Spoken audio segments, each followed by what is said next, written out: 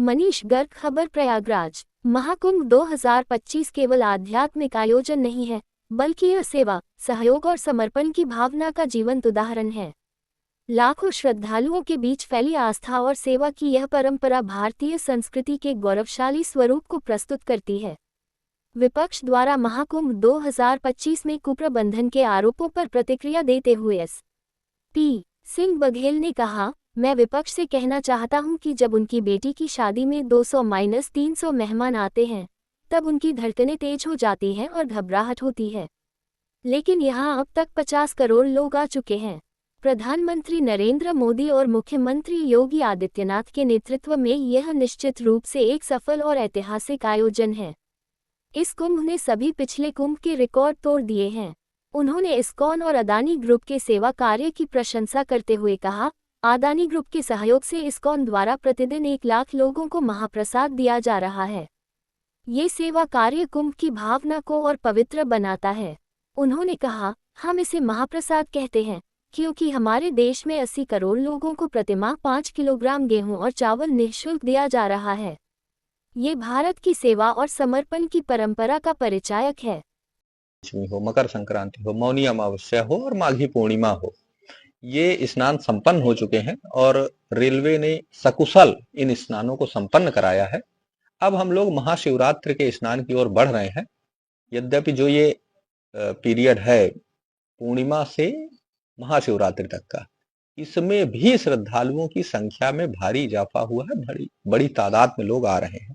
तो इसलिए जो हमारे स्टेशन के सेट प्रोटोकॉल थे कि जैसे हम स्टेशन पे कैसे लोगों को एंट्री कराएंगे और एग्जिट कैसे कराएंगे, जैसे अगर प्रयागराज जंक्शन की बात करें तो हम केवल और केवल सिटी साइड से एंट्री करते हैं और सिविल लाइन साइड में एग्जिट कराते हैं। कोडेड यात्री आश्रय शेड जो कि डिफरेंट डायरेक्शन के हिसाब से सेग्रीगेटेड है, उन्हीं के माध्यम से स्टेशन पे प्रवेश दिया जाता है।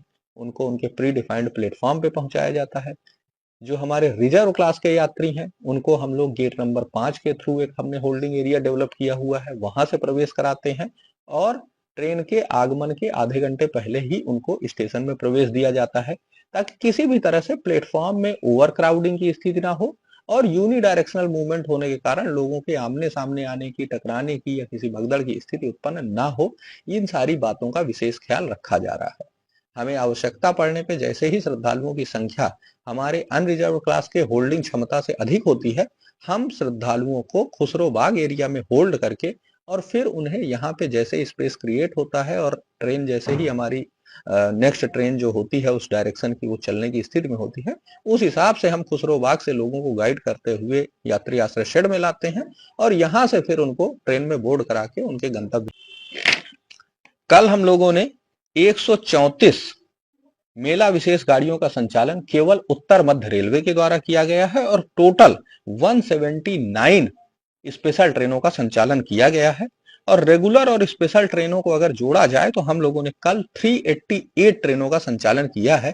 ये एक बहुत बड़ा नंबर है और इसमें हमने बहुत बड़ी संख्या में श्रद्धालुओं को उनके गंतव्य की तरफ भेजा है। अभी भी चूंकि श्रद्धालुओं का आना उसी प्रकार से चालू है, इसलिए हमने अभी आज की तारीख में 8 बजे तक 48 मेला विशेष गाड़ियों का संचालन कर दिया है और टोटल हम 113 गाड़ियों का संचालन कर चुके हैं।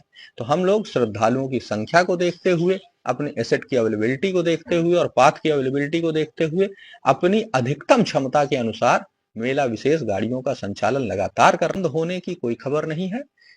हमारे जो प्रयागराज क्षेत्र के 8 स्टेशन हैं, चाहे प्रयागराज हो, प्रयाग हो, रामबाग हो, झूसी हो, फाफामऊ हो, नैनी, छौकी, सूबेदारगंज, ये सारे स्टेशन हमारे लगातार पूरे मेला पीरियड में के दौरान चालू रहे हैं और इन 8 स्टेशनों से हमने बहुत बड़ी संख्या में मेला विशेष गाड़ियों का और नियमित गाड़ियों का संचालन किया है।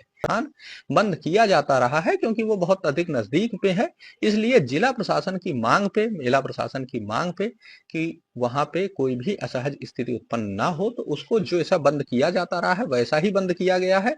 बाकी जो हमारे स्टेशन हैं, जो 8 स्टेशन हैं, वो लगातार उसी तरह से संचालित हैं। किसी भी स्टेशन को बंद नहीं किया गया है और उन स्टेशनों से हम पूरे मेला पीरियड के दौरान नियमित गाड़ियों का और विशेष गाड़ियों का संचालन करते रहे हैं और ये संचालन करते रहा जाएगा।